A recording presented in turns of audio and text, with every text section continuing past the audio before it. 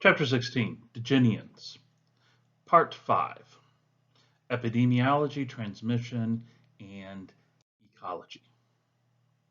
Now we have to keep in mind that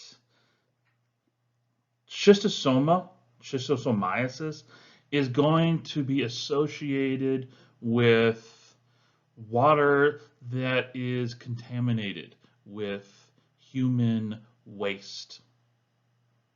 Okay, because remember, we're passing out the eggs. The eggs have to get into the water, get into the snail, get back in, the next stages into us. So there's going to have to be water and the availability of snails. Now, schistosomiasis is quasi-global.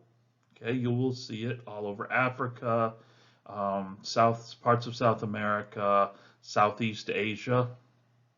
This is not something you're going to see Europe, North America, and whatnot. Wrong snails, as far as I can tell. But if you look in areas that it is endemic, that it is there, you're going to see certain traits that are, just there, that, promote schistosoma, promote the snails that are going to be required. You look to the far left here. You see that government workers looking at a common latrine that's used by numerous people in that area. Okay, where is it located? Does the latrine leak into or seep into the local water sources? Okay, yes, you think just because I dig a hole and that's where everything's going to go, all the urine, all the feces, got to remember it leaches out through cracks in the rock, through, the different layers of the soils. It can leach out and it can get into the local water source. And you look here to the left, that picture in the middle there, between me and the far left one. There's a stream right next to the house. The latrine or their pit, whatever it is they're using, their trench, their pit, if not the stream itself, it's also their local water source. And if it's not their local water source, that water will be seeping into whatever well they are using. So latrine to stream, stream to the well, or just directly the latrine pit to the well that they've dug.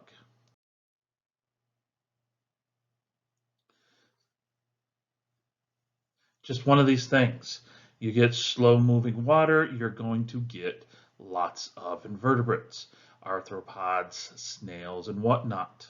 So the availability of the snails, the dumping or the leaching of human waste, you're going to get schistosoma, especially if you're in one of these regions where it's endemic. The people that are most vulnerable are going to be the people that are coming into contact with that water. Farmers that have to wade in, into the irrigation waters to get the water, to do work in and around the water. It's one of the things, Southeast Asia, the reason why so many people have it is because, we've traced it to rice paddies. Okay. All of the, if you've ever seen pictures of it, you'll see it gets very dense with vegetation growth. One of the ways to keep the weeds from overgrowing the rice as it's growing, maturing, the way to keep the weeds out is to flood the rice paddies so that there's standing water. Turns out the rice plants like the water. They're okay with it. Pretty much all other plants are going to drown. There's your water for the movement of the snails, the movement of the schistosoma, the mericidium, the circadia to get around it. Where does the human waste come in? Well, food goes in, food comes out.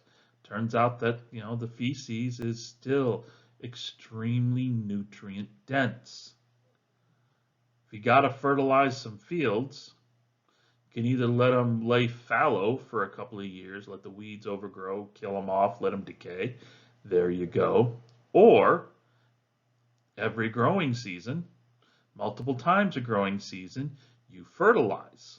And you've got free fertilizer, human poo.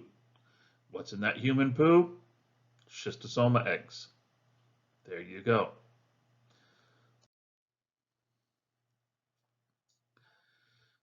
They see that there is a correlation between who's getting infected and certain socioeconomic factors. Okay, socioeconomic factors. People with money, people live in urban areas, are not getting exposed to schistosoma because they're not in the water. They're not out there. It doesn't say they can't be. You know, they go out wading in a stream sometimes. Sure, they can get exposed. But the higher incidence rates are going to be people out in the rural areas who are the farmers, and in these areas of the world where schistosoma is occurring, okay, there is a distinct difference in education levels between the urban and the rural areas. So take with that what you will.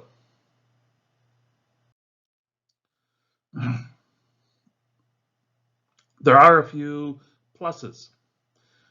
Once you have developed a mature schistosoma, male and female, in your body, for some reason, the immune response that this will elicit means that you do not have to worry about this idea of super infection. Okay, even though you're going to be continuously getting exposed on a daily basis over and over and over because you're out in the same streams, fishing, doing whatever you do. You're out in the same rice paddies. You're out irrigating the same fields with the same water as before.